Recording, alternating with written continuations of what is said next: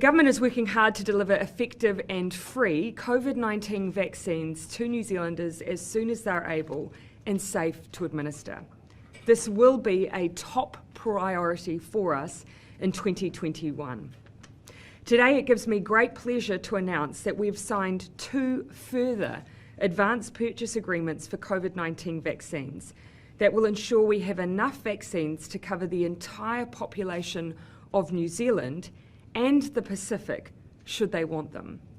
We've agreed to purchase 10.72 million doses of Novavax vaccines, which is enough to vaccinate 5.36 million people.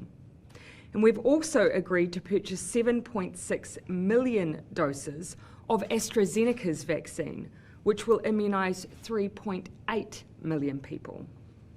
This is in addition to the agreements we've already announced, which were for, as you know, the Pfizer vaccines for 750 people, and enough Janssen vaccine doses for up to 5 million people.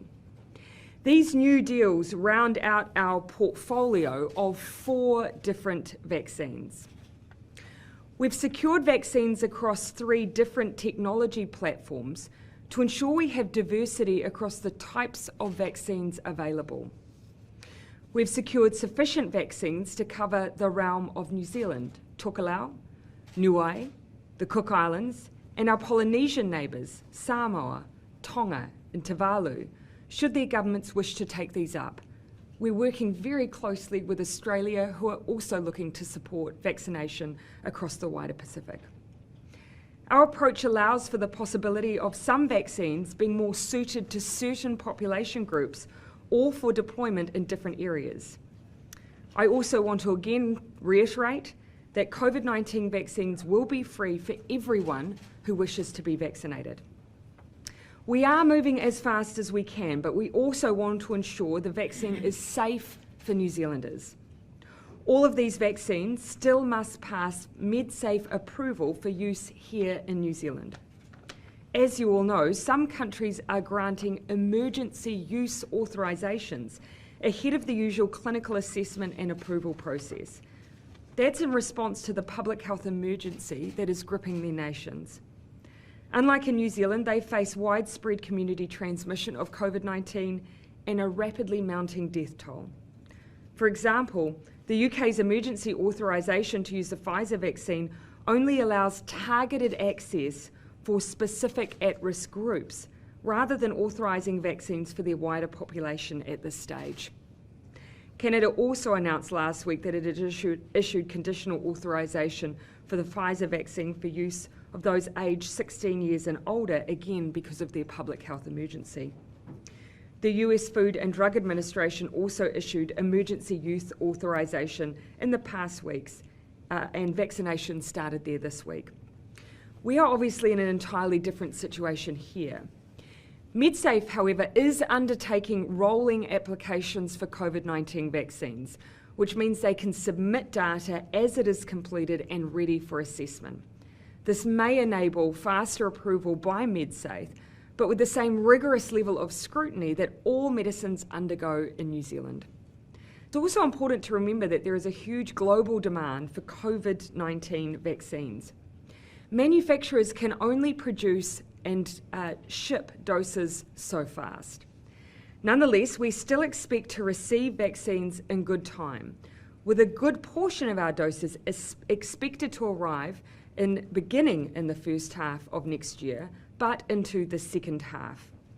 Our first priority here will be to vaccinate border workers and essential staff in order to further reduce the risk of COVID passing on to the community. We expect vaccines to be delivered to our frontline workers in the second quarter of 2021. Keeping in mind, of course, we still await the data to demonstrate the effectiveness of the vaccinations that are currently being developed in reducing transmission between people.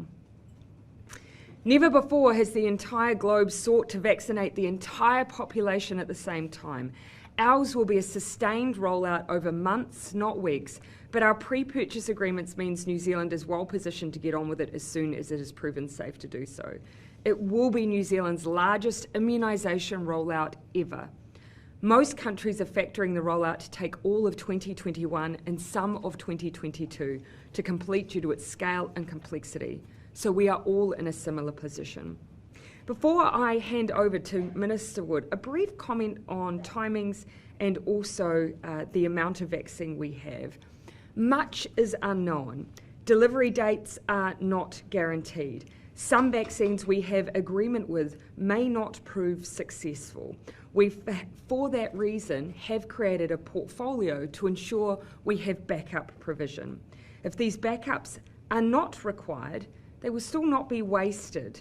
It's why we're working with other countries on ensuring that vaccines are potentially able to be either on-sold or, of course, donated into other regions or areas.